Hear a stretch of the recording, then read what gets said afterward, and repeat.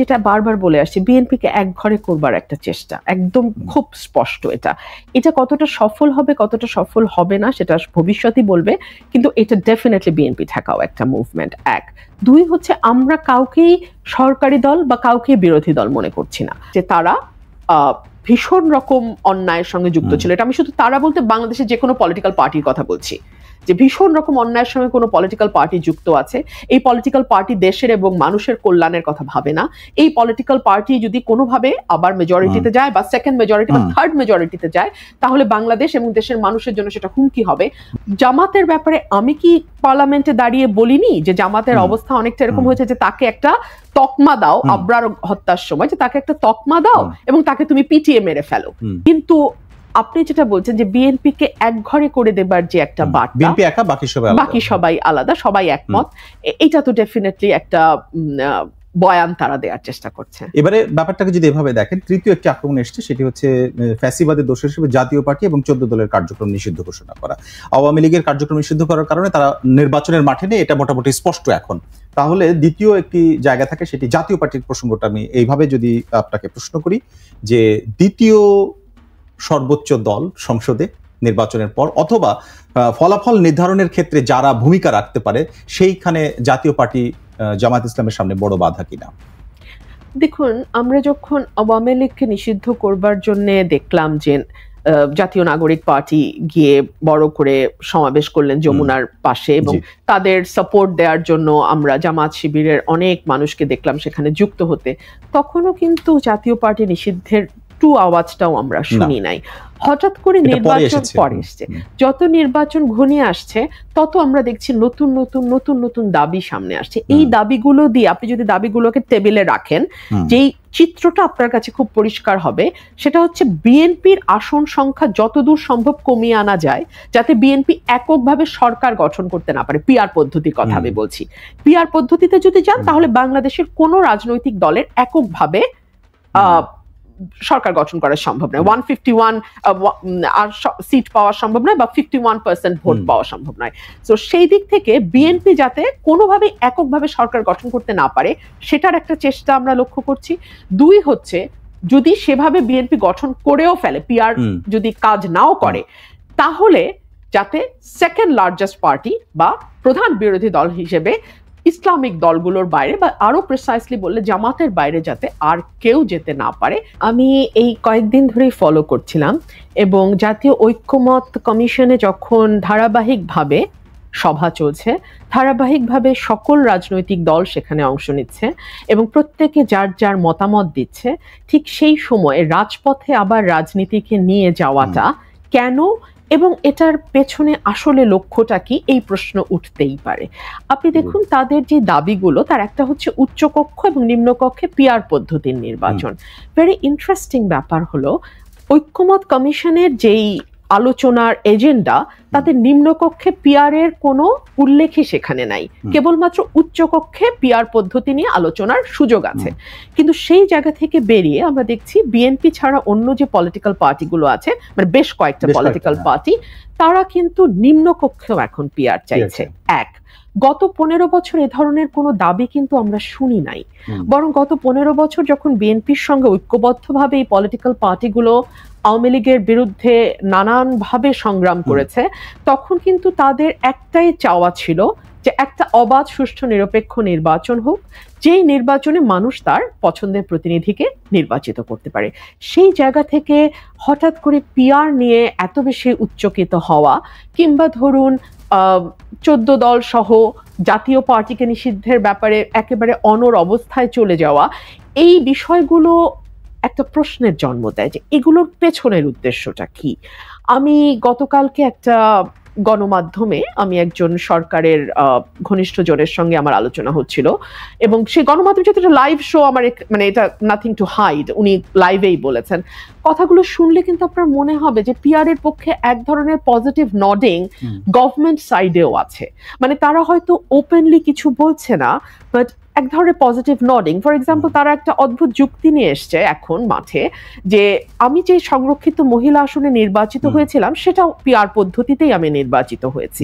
এই কথা বলেছেন। হ্যাঁ, so it is a very unique একটা প্রপোজিশন।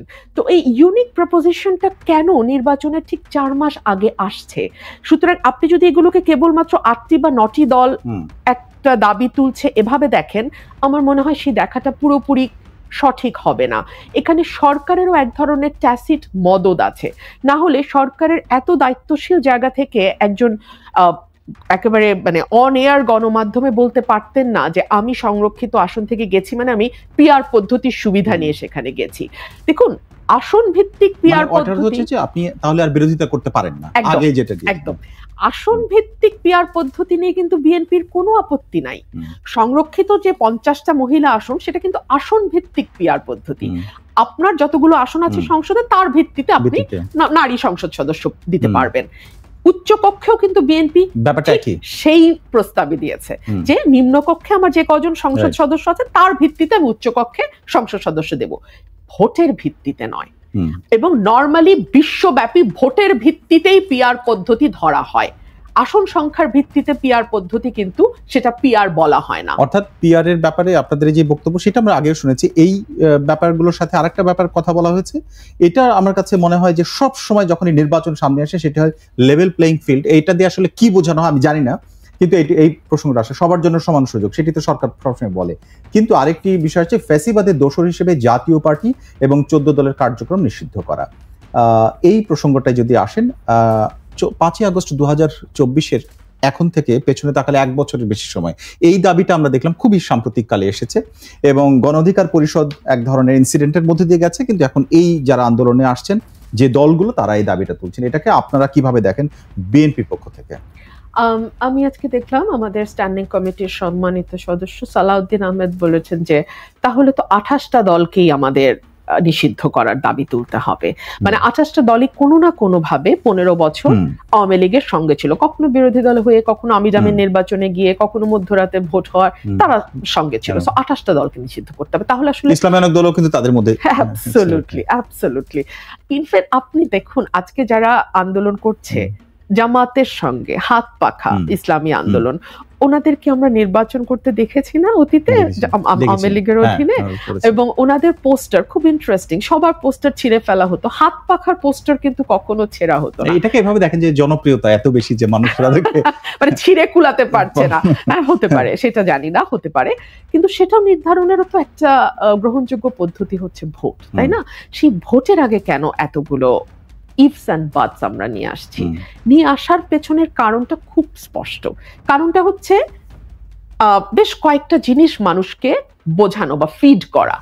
এক হচ্ছে বিএনপি একমাত্র দল যারা আসলে নির্বাচন চাইছে, বিএনপির বাইরে আর কেউ নির্বাচন চাইছে না। আমি যদি পলিটিক্যাল এরিয়া, ইভেন পিআর চাইলেও তারা চাচ্ছে, বিএনপি চাইছে না। সো মেজরিটি যা চাইছে তার সঙ্গে বিএনপি নাই, এটা একটা পোর্ট্রে করার চেষ্টা আছে। এবং এই পোর্ট্রে করার টুল হিসেবে তারা ব্যবহার করছে সামাজিক যোগাযোগ মাধ্যমকে।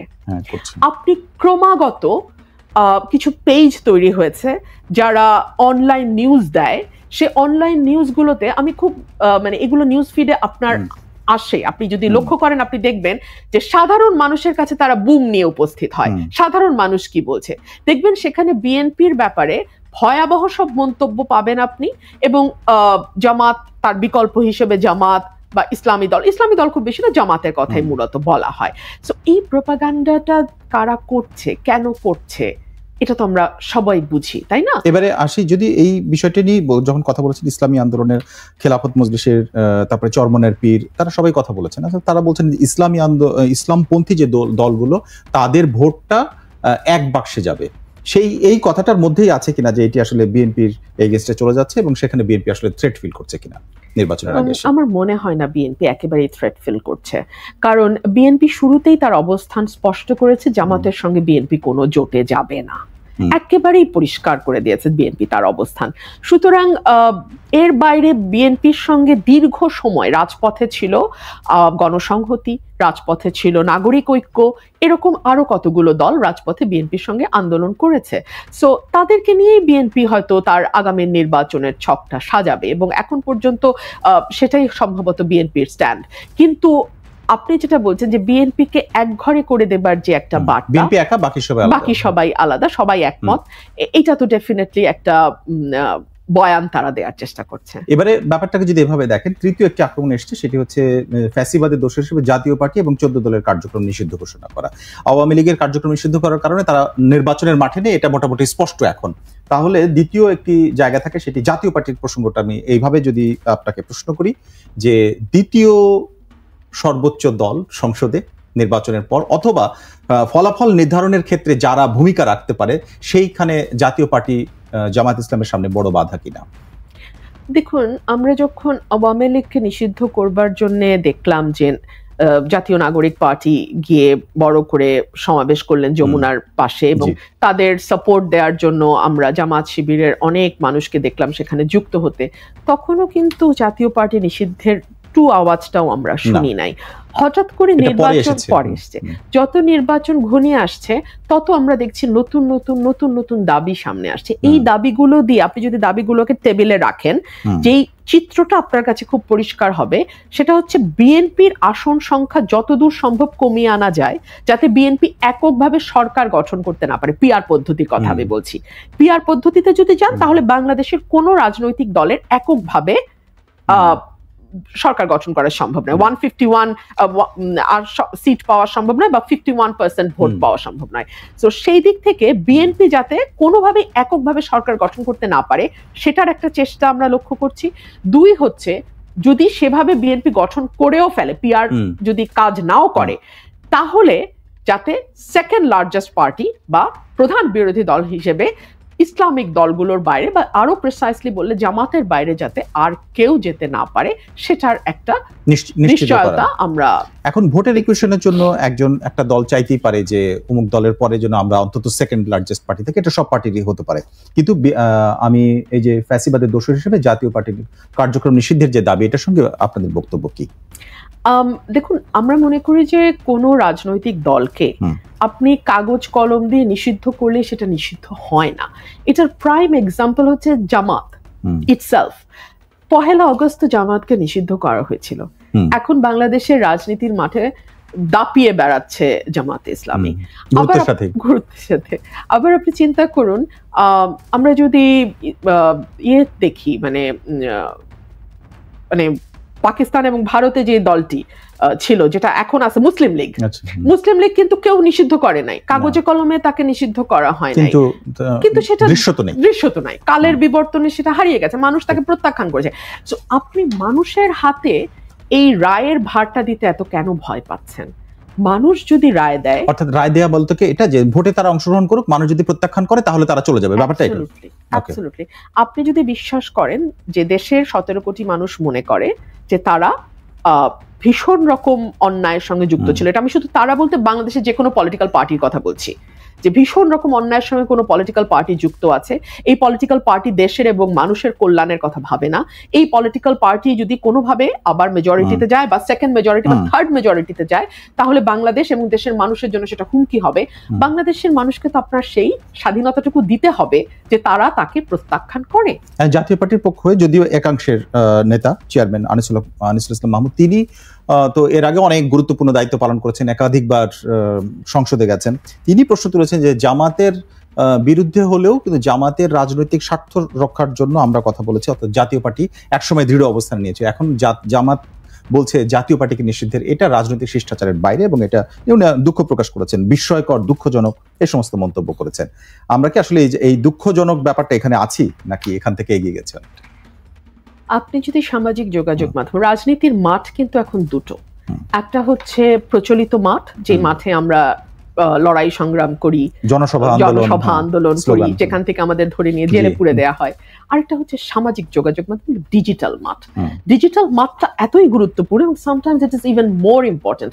আমার জনসভায় এট বেস্ট 50,000 1 লাখ মানুষ হবে, আর আমার একটা ডিজিটাল কন্টেন্ট মুহূর্তে 10 লক্ষ 1 কোটি মানুষের কাছে পৌঁছে যেতে পারে। সো ডিজিটাল মাঠটা অনেক বেশি গুরুত্বপূর্ণ। এই ডিজিটাল মাঠে জামাত তার প্রতিপক্ষ, বিরোধী পক্ষ, কিংবা যাকে সে তার রাজনৈতিক বয়ানের জন্য থ্রেট মনে করে, তাকে কি ভাষায় আক্রমণ করে আপনারা কি লক্ষ্য করেছেন? নিশ্চয়ই করেছেন।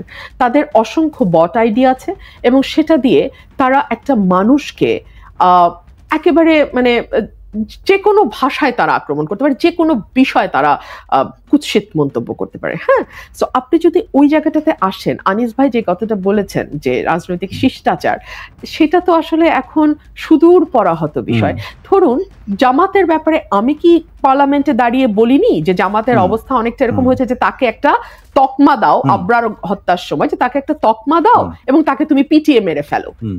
এটা তো একটা সভ্য দেশে হতে পারে না, অথচ এটা ঘটেছে। সো আমি যখন তাদের পক্ষে কথা বলছি তাদের দুর্দিনে, সেটা কিন্তু তারা মনে রাখেনি। এখন আমার কোনো বক্তব্য বা আমার কোনো বয়ান ঠিক একই রকম ভাবে জাতীয় পার্টির কোনো রাজনীতি যদি তাদের জন্য তারা হুমকি মনে করে, সাথে সাথে তাদেরকে এলিমিনেট করতে, তাদেরকে একেবারে মাটির সাথে মিশিয়ে দিতে দুবার চিন্তা করবে। খুব স্বাভাবিকভাবে একটা প্রশ্ন আসে যে আপনার ভোট আইডির কথা বললেন, সেটা না হয় তারা যদি এটা তারা অস্বীকার করে যে তাদের কর্মীরাই অনেক বেশি আছে, কিন্তু অন্যতম গুরুত্বপূর্ণ দল হিসেবে বিএনপির, বিশেষ করে যদি বিএনপির কথা, আপনি যেহেতু সামনে আছেন, বিএনপির তো অনেক নেতা কর্মী, তারা এই ব্যাপারে কি তাহলে সক্রিয় না? ডিজিটাল দুনিয়ায় তারা বসবাস করছে না, মানে একটা অংশ করে আর একটা অংশ করে না, এটা তো হতে পারে না। জামাতের মানে একটা পলিটিক্যাল পার্টি হিসেবে তার কিছু কিছু বিষয় আমাদের বুঝতে হবে। It's a very organised party, very extremely well organised party, number one. Number two, জামাতের যারা কর্মী, সাথী, সমর্থক, ভোটার যারাই আছেন, তারা কিন্তু die hard, they can die and they can live for the party, they can do anything for the party. তারা কোনো ভালো মন্দ কোনো কিছু বিচারের মধ্যে নাই, পার্টির কমান্ড তারা মানবে। অনেকটা আমাদের মিলিটারির মতো, বিভিন্ন দেশের মিলিটারিরা যে ট্রেনিং এর মধ্যে দিয়ে যায়, জামাত অনেকটা সেরকম। এবং জামাতের আমি কিছুদিন আগে বলেছেন যে আমাদের দেশপ্রেমিক সেনাবাহিনী আর আমরা খুবই well organised, but they are very well organised. So তারা যেভাবে সম্মিলিত ভাবে যদি কোনো শত্রু চিহ্নিত করতে পারে, তাকে তারা যেভাবে অ্যাটাক করবে, এটা বাংলাদেশে অন্য কোনো পলিটিক্যাল পার্টি করবে না। বাম দলগুলোর একসময় সেই ইয়েটা ছিল, সেই মানে ওয়েল অর্গানাইজড অবস্থা ছিল, বাট এখন সম্ভবত তারাও আর সেই ওয়েল অর্গানাইজড অবস্থার জায়গাটায় নাই। আসি একটু জাতীয় পার্টির ক্ষেত্রে, আমরা আজকের এই প্রসঙ্গটি ছিল যেটি আনিসুল ইসলাম মাহমুদ বলেছিলেন, কিন্তু এর আগে যখন গণ অধিকার পরিষদের নুরুল হক নূরকে পেটানো হলো এবং তিনি হাসপাতালে, এখনো তিনি অসুস্থ, গণমাধ্যমের সামনে আসেনি, কোনোভাবেই সামনে আসেনি, বাসায় গেছেন, চিকিৎসাধীন রয়েছেন। কিন্তু এই ঘটনাটা যখন ঘটে তখন দুটো পার্টির অফিস খুবই কাছাকাছি এবং তারা একটা মিছিল নিয়ে চলে যায় এবং জাতীয় পার্টির অফিস পোড়ানো হয়। এই যে আক্রমণটা, সেটাও কিন্তু হলো 1 বছর পরে এসে, একটা যখন নির্বাচনের ডামাডোলটা আসলো সামনে, তখন এখানে তার একটা সমীকরণ দেখেন কিনা, এখানে গণ অধিকার পরিষদ কেন? আপনি নিশ্চয়ই লক্ষ্য করেছেন যে আমরা যে আলোচনাটা দিয়ে শুরু করেছিলাম, বিএনপিকে আমাদের আইসোলেট করে ফেলতে হবে, বিএনপিকে এক ঘরে করতে হবে এবং মানুষের সামনে একটা স্পষ্ট বার্তা দিতে হবে যে আমরা পরস্পর এক জুথবদ্ধ হই বা না হই, আমরা কেউ বিএনপির সাথে নাই। তো এই বার্তাটা দেওয়ারই একটা মানে এক ধরনের সংহতি প্রকাশ জামাতের সাথে। কিন্তু ওখানে তো জাতীয় পার্টিকে আক্রমণ করেছে, বিএনপির প্রসঙ্গটা কিভাবে আসছে? বিকজ বিএনপি কিন্তু বারবার বলছে মানুষের হাতে নিক্তিটা ছেড়ে দেন, মানুষের হাতে বিচার করার ভারটা ছেড়ে দেন, ভোটে আসেন, মানুষ ভোটে প্রত্যাখ্যান করবে, রাজনৈতিক যে দলকে তারা মনে করে না তাকে প্রত্যাখ্যান করবে। কিন্তু এই বয়ানটা তো আসলে তারা মানতে রাজি না, ইসলামিক পার্টিগুলো তো এই বয়ানটা মানতেই রাজি না। সো তারা যে কেবলমাত্র আজকে 4টা না 5টা দল বোধহয় একত্র হয়েছে, কিন্তু তার বাইরেও যে তাদের সফট উইং হিসেবে বিভিন্ন পার্টি কাজ করছে না, এটাই বা আমরা এত নিশ্চিত হয়ে বলি কি করে? আচ্ছা আচ্ছা, এবারে আসি, যদি এই যে নির্বাচনে ভোটের কথা বলছেন, তো যে নির্বাচনে ভোটে যে জিতবে সেই আসলে মানুষের ম্যান্ডেট পাবে। তো আমরা জাতীয় নির্বাচনের আগে আমরা অনেকবার শুনলাম যে স্থানীয় নির্বাচন হবে কি হবে না, পক্ষে কি বিপক্ষে কি, যে অবস্থান সেটি বিএনপির অবস্থান ছিল না। এর মধ্যে দিয়ে বিশ্ববিদ্যালয়গুলোতে যে ছাত্র সংসদ নির্বাচন হচ্ছে, এইটাতে দুটো হয়ে গেছে, কাজে এটা হবে কি হবে না সেই প্রশ্ন আর নাই। সেইটা কি একটা মাঠের যে একটা আভাস পাওয়া যেত লোকাল নির্বাচনে, সেটাই কি এই বিশ্ববিদ্যালয়গুলোর মধ্যে দিয়ে সামনে নিয়ে আসা হলো? আমি মনে করি যে ইঙ্গিত যদি বলা যায়, পলিটিক্যাল ইঙ্গিত যেটা বলে, আমি যদি বলি যে আমাদের জাতীয় রাজনীতি এবং বিশ্ববিদ্যালয়ের রাজনীতি দুটো একরকম নয়, এক নয়। বিশ্ববিদ্যালয়গুলোতে যে নির্বাচনটা হয়েছে সেটা হচ্ছে কমন স্টুডেন্টদের পক্ষে প্রশাসনের সঙ্গে বার্গেন করবার যেই একটা মানে প্ল্যাটফর্ম দরকার, সেটা হচ্ছে ডাকসু বা জাকসু। কিন্তু জাতীয় নির্বাচনটা আরো অনেক বেশি বিস্তৃত। এই নির্বাচনে আমাদের যারা ভোটার, প্রত্যেকটা দলের নিজস্ব যে ভোট ব্যাংকগুলো আছে, তারা কিন্তু দীর্ঘদিন ধরে দলগুলোর সমর্থক কর্মী হিসেবে বছরের পর বছর ধরে তারা কাজ করছে। সুতরাং হঠাৎ করে ডাকসু নির্বাচন বা জাকসু নির্বাচনের ফলাফল দিয়ে জাতীয় নির্বাচন বা ইভেন স্থানীয় নির্বাচনের কথাও যদি আমি বলি, সেখানে একটা কোনো বিরাট মানে আমরা প্যারাডাইম শিফটিং দেখব, এটা ভাবার কোনো কারণ নাই। এক, দুই হলো একই সঙ্গে এটাও সত্য যে বাংলাদেশে 15 বছর ভোটের মাঠের কি অবস্থা সেটার কিন্তু কোনো প্রকৃত চিত্র আমাদের হাতে নাই। 14, 18 বা 24-এ কোনো নির্বাচন বাংলাদেশে হয় নাই। সো আসলে কোন দলের ভোট কতটুকু সেটা নিয়েও আমাদের একটা প্রশ্ন থাকতে পারে। আমরা আসলে খুব ভালো জানি না কোন দলের ভোট কতটুকু। সেটা হচ্ছে মাঠের কথা বলছেন আপনি, জাতীয় নির্বাচনের মাঠের কথা বলছেন। কিন্তু এখানে একটা প্রশ্ন এসেছে অলরেডি, সেটা হচ্ছে যে ক্যাম্পাসগুলোতে বিশেষ করে ঢাকা বিশ্ববিদ্যালয়ের যে পুরো ইতিহাস বাংলাদেশ হওয়ার পরে যে গত 54 বছরে কখনো জামায়াত ইসলামী বিভিন্ন সময় তারা মানে নির্বাচনে অংশগ্রহণ করেছে 5 বার, কিন্তু এরকম পুরো প্যানেল তো দূরের কথা, এরকম মানে জেতার পথে যেতে পারেনি।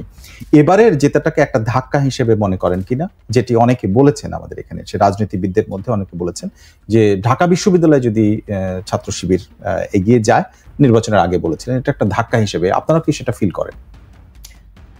মানে বিপরীতে এটা মনে করাই যে ছাত্র দলের একেবারেই পুরো প্যানেলে কারো কোনো অবস্থান নাই, এটা আসলে একটা খুবই মানে অনুমান করতে পারেন এরকম কোনো ব্যাপার ছিল কিনা? এটা আসলে সাধারণ মানুষ ডেফিনেটলি একটা বিস্মিত হয়েছে, একটা বিস্ময় ছিল এই রেজাল্টটা।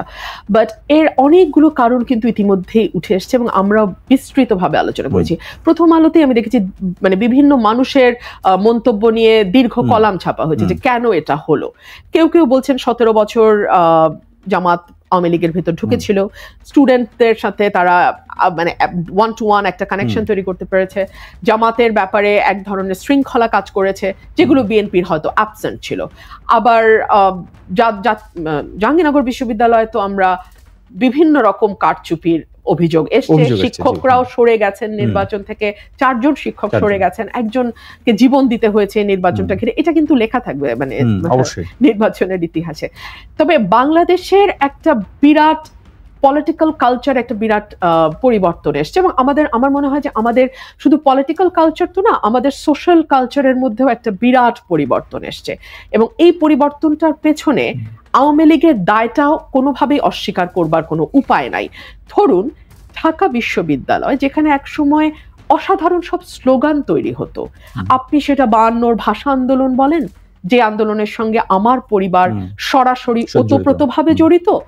কেবল আমার বাবার কথাই সবাই জানে, আমার ফুপুও ঢাকা বিশ্ববিদ্যালয়ের ছাত্রী হিসেবে 52 সালে নারী মানে হিসেবে উনি তখন বাম রাজনীতির সঙ্গে যুক্ত, উনি স্ট্রেইট ভাষা আন্দোলনে নেমে গেছেন, পারিবারিক বন্ধন। হ্যাঁ, সেই সময়কার স্লোগান, 69-এর স্লোগান, 71-এর স্লোগান, ইভেন 90-এর স্লোগান, আর আপনি 24-এর স্লোগান এবং তার পরবর্তী স্লোগানগুলো আপনি এমন স্লোগান এসেছে যেগুলো আমরা গণমাধ্যমে বলতে পারিনি বা লিখতে পারিনি, এটা ঘটেছে।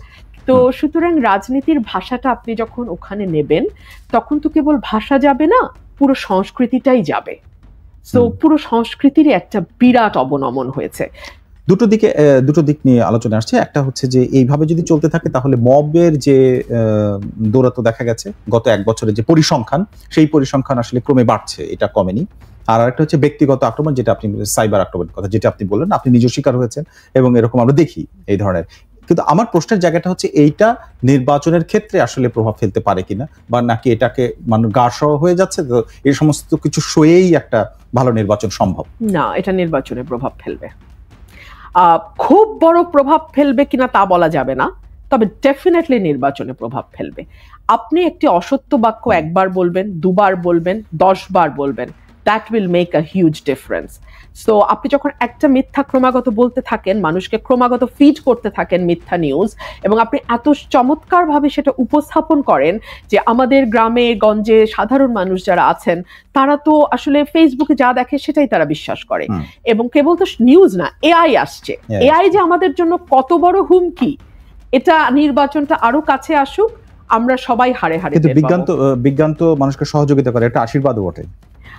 মুশকিল হচ্ছে যে এখন আপনি যদি মানে আপেল কাটার একটা ছুরি দিয়ে আপনি আসলে কি করবেন, এটা তো আপনি সিদ্ধান্ত নেবেন কিভাবে ব্যবহার, অর্থাৎ এটার কথা বলছেন। আমি কয়েকটি দলের নাম বলছি, জামাত ইসলামের প্রসঙ্গ বারবার ঘুরে ফিরে আসছে। জামাত ইসলাম অবশ্যই, ইসলামী আন্দোলন বাংলাদেশ, বাংলাদেশ খেলাফত মজলিস এবং বাংলাদেশ নিজাম ইসলাম পার্টি, এই কয়েকটি দল একসাথে আছে যারা এই আন্দোলন, যেটি হচ্ছে এক বাক্সে আসার বিষয়টি আলোচনা হচ্ছিল, সেখানে যারা আসেনি তারা হচ্ছে এনসিপি, গণ অধিকার পরিষদ এবং এবি পার্টি। বিএনপি কি কোনোভাবে তাদের সাথে যোগাযোগ হয়েছে, বা আপনারা একটা কৌশলগতভাবে চুপ আছেন, এখন কিন্তু পরবর্তীতে আপনারা একটা জোট গঠন করবেন, সেরকম কোনো বিষয় আছে কিনা? দেখুন, নির্বাচনের এখনো 4 মাস বাকি আছে, তার থেকে একটু বেশি, তার থেকে একটু বেশি। সো সামনে অনেক কিছুই হতে পারে, এটা এই মুহূর্তে আমার পক্ষে বলাটা কঠিন। ইসলামী দলগুলোকে আপনারা এখন মানে ভোটের মাঠে লড়াইয়ের জন্য বিরোধী দল ভাবছেন কিনা?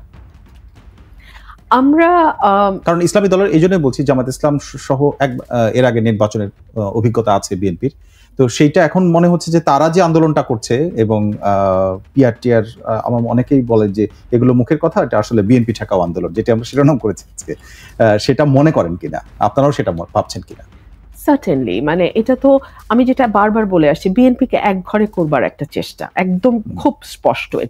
এটা কতটা সফল হবে কতটা সফল হবে না সেটা ভবিষ্যতই বলবে, কিন্তু এটা ডেফিনেটলি বিএনপি ঠেকাও একটা মুভমেন্ট। 1, 2 হচ্ছে আমরা কাউকেই সরকারি দল বা কাউকে বিরোধী দল মনে করছি না, আমরা নিজেদেরকেও সরকারি দল ভাবছি না কিংবা জামাতকেও বিরোধী দল ভাবছি না। আমরা পুরোপুরি নির্ভর করতে চাইছি মানুষের জনরায়ের উপরে, এবং আমরা চাইছি একটি সুষ্ঠু নির্বাচন হোক। বাংলাদেশের মানুষ দীর্ঘদিন ভোটাধিকার বঞ্চিত, এবং একটা দেশের মানুষ যখন দীর্ঘদিন তার প্রতিনিধি নির্বাচন করতে না পারে, তখন কি ধরনের পরিস্থিতি হয়, বাংলাদেশ কিন্তু তার একদম একটা উজ্জ্বল উদাহরণ। ঘরের পাশে নেপাল, পিআর পদ্ধতি নিয়ে তো আমরা দীর্ঘ আলোচনা করলাম, পিআর পদ্ধতির কি হয়, ঘরের পাশে নেপালও তার একটা এক্সাম্পল। এবং নেপালে যখন সুশীলা কার্কি আসলেন, তিনি কিন্তু মন্ত্রিসভা গঠনের আগে নির্বাচনের তারিখটা ঘোষণা করেছিলেন। সুতরাং আমি যদি এভাবে বলি, নেপাল বাংলাদেশ থেকে শিক্ষা নিয়েছে, কিন্তু বাংলাদেশ শ্রীলঙ্কা থেকে শিক্ষা নিতে পারে নাই, কারণ শ্রীলঙ্কাটা বাংলাদেশের আগে হয়েছে।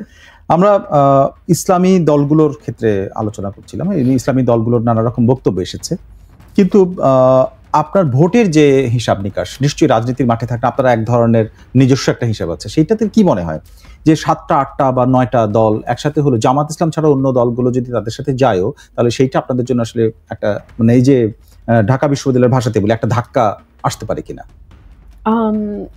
ন্যাশনাল ইলেকশনে আমার মনে হয় না যে এটা ডাকসুর মতন কোনো ধাক্কা হবে। জাতীয় পার্টি সঙ্গে বলবেন যে জাতীয় পার্টি কিভাবে ভূমিকা রাখতে পারে যদি নির্বাচনে আসে? জাতীয় পার্টির ভূমিকাটা আমি মনে করি মানুষের হাতে ছেড়ে দেওয়া ভালো। আরেকটা ভয় হয়তো জাতীয় পার্টির ক্ষেত্রে, জামাতের মানুষের হাতে ছেড়ে দেওয়া ভালো, সেটা আপনি আগে বলেছেন, কিন্তু তাদের ভোটটা কিভাবে প্রভাব ফেলতে পারে? আমি সেই জায়গাটাই আসছি, যে জাতীয় পার্টি যদি আওয়ামী লীগের ভোট টেনে নিতে পারে মাঠে, তাহলে কিন্তু হিসাব নিকাশ নির্বাচনের অনেকটা পাল্টে যাবে। মানে জাতীয় পার্টি জামাতের যেই ঐক্যবদ্ধ জোট, সেটা থেকে হয়তো বা জাতীয় পার্টি বেশি ভোট পেয়ে যাবে। এখানেই জামাত বা ইসলামিক দলগুলোর ভয়। তো সে কারণেই তারা চাইছে যে এখন যেমন আওয়ামী লীগের ভোট তাদের বাক্সে যাচ্ছে, ডাকসুতে যেটা হয়েছে, জাহাঙ্গীরনগরেও এই অভিযোগটা এসছে যে জাতীয় মানে আওয়ামী লীগের ভোট জামাতের বাক্সে যাচ্ছে। শুনেছি, কিন্তু এটা কি আপনি মনে করেন যে ক্যাম্পাসগুলোতে যে আওয়ামী লীগের ভোট চলে যাবে ওইখানে, তারা বলে দিবে এবং সেটাই সাধারণ ছাত্রছাত্রীরা করবে বা ভোটাররা করবে, এটা মনে হয় আপনার? এখানে কয়েকটা ফ্যাক্টর কাজ করেছে। আমাদের সংস্কৃতিতে একটা বিরাট পরিবর্তন এসছে, যেটা আমি একটু আগে বলেছিলাম। একসময় বামদের দাপট ছিল বিশ্ববিদ্যালয়গুলোতে, এখন চরম ডানের দাপট হবে, হতেই পারে, সময় বদলায়। 2 হচ্ছে আওয়ামী লীগের ব্যাপারে কিন্তু প্রথমেই সাধারণ ক্ষমা ঘোষণা করেছিল জামাতের আমির, সেটা কিন্তু বিএনপি করে নাই। বরং বিএনপি বিভিন্ন জায়গায় আওয়ামী লীগ যখন নানান অপকর্ম যে জায়গাগুলোতে করেছে, সেখানে মামলা দিয়েছে, মামলা করেছে, আওয়ামী লীগের নেতাকর্মীদেরকে গ্রেফতার হতে হয়েছে। সো এক ধরনের রাগ আপনার বিএনপির উপর থাকবে, এবং প্রধান প্রতিদ্বন্দ্বী তো আসলে বিএনপি আওয়ামী লীগের, তাই না? আপনি যতই যাই বলেন। সো শত্রু বন্ধু এটা হলে খুব অবাক হবারও কিছু থাকবে না। কিন্তু আওয়ামী লীগের যে ভোটের সংখ্যাটা, সেটা কি এই মুহূর্তে সে এত বেশি, যেটা জাহাঙ্গীরনগরের পার্থক্যটা প্রায় 7-8 হাজার ভোট কম বেশি, সেইটাতে এতগুলো ভোট সব আওয়ামী লীগের ছিল? তারা সব আওয়ামী লীগ আমি একদম বলছি না, কিন্তু আমি বলছি অনেকগুলো ফ্যাক্টরের একটা ফ্যাক্টর, মানে হয়তো 1000 ভোট আওয়ামী লীগের, বাকি 1000 এসছে সামাজিক যোগাযোগ মাধ্যমে, বাকি 1000 এসছে তারা যে মানে ক্যাম্পেইন করেছে সেটার, বাকি 1000 এসছে তারা ডোর টু ডোর নক করেছে। সো মানে সব মিলে ফলাফলটা গিয়ে সেখানে দাঁড়িয়েছে, অনেকগুলো ফ্যাক্টর সেখানে কাজ করেছে। আমরা শেষের দিকে এবারে আসি, যে কয়েকটি অভিন্ন দাবিতে যে আন্দোলনের কথা বলা হচ্ছে, সেখানে শেষ পর্যন্ত আমরা যে দলগুলোর নাম পেলাম, তাতে 7টি দল পর্যন্ত এখন এসেছে। যদিও এই দলগুলোর মধ্যে এখন নেই যারা, তারা হচ্ছে এনসিপি, এবি পার্টি এবং গণ অধিকার পরিষদ, এই 3টি বাদ দিয়ে 7টি দল। আপনার এর মধ্যে একটির কড়া সমালোচনা এসেছে হেফাজত ইসলামের আমিরের পক্ষ থেকে। তারা বলছেন জামাত ইসলামী, পড়ে শোনে আপনাকে, মহিবুল্লাহ বাবুনগরী, তিনি জামায়াতের ইসলামী সম্পর্কে বলছেন, এরা একটি ভণ্ড ইসলামী দল, সহি ইসলামী দল নয়, তারা মদিনার ইসলাম নয়, বরং মৌদুদির ইসলাম কায়েম করতে চায়। মৌদুদির মতাদর্শ অনুসরণ করলে ঈমান থাকবে না, এরকম কড়া বক্তব্য। সেটি নিয়ে পরবর্তীতে প্রতিবাদও জানিয়েছে জামাত ইসলাম। কিন্তু এইটা কি আপনার মনে হয় যে এটা আসলে এই বক্তব্যটা আসলে এখন কেন? এটাও কি আসলে নির্বাচনকে সামনে রেখে টার্গেট করে এই কথাগুলো বলা হচ্ছে কিনা, এবং তাদের অন্তঃকলহ আছে, যে কলহটা আসলে রাজনৈতিক কলহ, সেটা সামনে এসছে কিনা? না, এই দ্বন্দ্বটা তো তাদের দীর্ঘদিনের, এবং বিভিন্ন সময় আমরা দেখেছি তারা পরস্পরকে শক্ত ভাষায় আক্রমণ করেই বক্তব্য দিয়েছে। সো এটা তার থেকে ভিন্ন কিছু নয়। তবে দিন শেষে সবচেয়ে বেশি কাজ করবে ভোটের সমীকরণ, এটার ঊর্ধ্বে গিয়ে আসলে কোনো কিছু কাজ করবে বলে আমার মনে হয় না। না, এটা কি ভোটের সমীকরণের জন্য, ভোটটা সামনের জন্য এইরকম এই বিতর্কগুলো সামনে এসেছে? সার্টেনলি ভোটকে সামনে রেখে। এবারে আসি যে অভিন্ন আগামী বৃহস্পতিবার 18 তারিখ থেকে একটা কর্মসূচির কথা বলা হচ্ছে, এবং এই কর্মসূচিটা যদি বিএনপির কে টার্গেট করেই দেয়া হয়, আপনারা আসলে এটা কিভাবে মোকাবেলা করবেন? আমরা শুরু থেকে বলেছি আমরা সর্বোচ্চ ধৈর্যের পরিচয় দেব, এবং গত 1 বছরের বেশি সময় আমরা ধৈর্যের পরিচয় দিয়েছি। আমরা মোটামুটি সকল দাবির সঙ্গেই কিন্তু একত্বতা পোষণ করেছি। ধরুন, বিএনপি কখনো বলেনি যে তারা তাদের প্রধানমন্ত্রী 10 বছরের বেশি থাকতে পারবে, কিন্তু এই দাবি তারা মেনে নিয়েছে। তারা মেনে নিয়েছে যে আমাদের বিরোধী দল থেকে ডেপুটি স্পিকার হবে, সংসদীয় কমিটিগুলোতে বিরোধী দল প্রধান হবে। তারা মেনে নিয়েছে যে আমাদের 70 ধারায় কি কি পরিবর্তন, মানে কি কি হলে, মানে কোন কোন জায়গা বাদ দিয়ে আমরা 70 ধারা উঠিয়ে দেব। তারা মন্ত্রী পরিষদ এবং প্রধানমন্ত্রী ক্ষমতার ভারসাম্য, সেখানেও তারা একমত হয়েছে। বিচার বিভাগ, মানে আমাদের মিলের জায়গাগুলো অনেক বেশি দেন অমিল। কিন্তু আপনি যদি খুঁটিয়ে খুঁটিয়ে অমিলগুলোকে ফোকাস করতে চান উইথ অ্যান আলটেরিয়ার মোটিভ, আপনি সেটা করতেই পারেন। আচ্ছা, অর্থাৎ তাহলে আপনাদের এই মুহূর্তের কোনো কর্মসূচি আসছে কিনা, যেমন ওদিক থেকে কর্মসূচি আসছে এরকম নির্বাচনের আগে? অর্থাৎ আমি বলছি যে আগামী ডিসেম্বরের প্রথম সপ্তাহের দিকেই বোধহয় একটা শিডিউল ঘোষণা করা হবে নির্বাচনের জন্য, তার আগে এই যে খুব স্বল্প সময়টা, এই সময়টাতে আমার মনে হয় যে বিএনপি অত্যন্ত প্রজ্ঞা এবং ধৈর্যের সঙ্গে গত 1 বছর সকল কিছু মোকাবেলা করেছে। সামনেও বিএনপি প্রজ্ঞার সঙ্গেই তার সিদ্ধান্ত নেবে। অনেক ধন্যবাদ আজকে আমাদের সাথে যোগ দেওয়ার জন্য।